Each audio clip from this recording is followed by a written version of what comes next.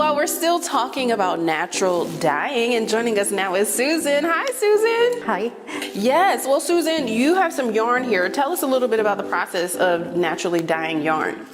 Yes, I'm teaching a class on September 13 from 10 to 3 o'clock at the Chippewa Nature Center. We do this out in the barn, and we go through the entire process of learning how to dye textiles. I focus on wool because I love wool, and I know wool will take the dyes very well. But we take you through the entire process, foraging the materials, making your dye baths, which is, what is that over there? So we forage for things like hollyhocks, and this is Dyer's coreopsis over here. So you guys essentially go out on the trail and find items. That's nice. Many of them I already have, but we do talk about foraging and how to forage and where to get materials, so we do that. And then we go through and we dye using different mordants. Now, mordants are basically metal oxides that you use to treat the fiber before you dye. And if you look at this, you can see there's actually different colors. This was all dyed with the same plant, but there are different treatments, and so each one of them gets a different treatment. Yeah, because you have aluminum, tin, and copper, right, as well as iron, and then these are the different versions and that's of black colors. walnut. So with black walnut, you get all 4 of those different colors.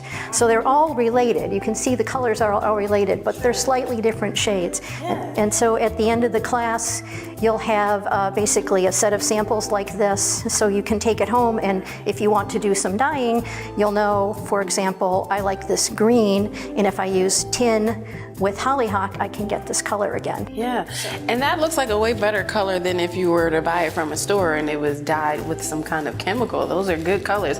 Now, what are some things that are easy for people to kind of like forage and find in their own home backyard? Black walnut. Black walnut? Black walnut, yes. Wow. You can usually get black walnut. People will give them to you.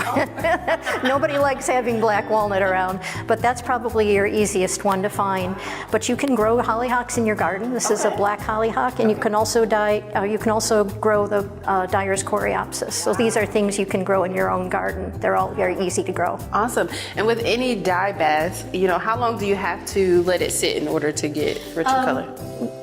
Well, in this case, it's a little bit different than the eggs. The eggs were at room temperature. With dye baths, you want to simmer them for about an hour. So you actually have them heated, and they simmer in the dye bath for that period of time. Okay, well, that sounds fun. So you guys, if you want to check out her workshop, make sure you come on to the Chippewa Nature Center. But now we're going to go back to the table and see how my egg did. Let's go.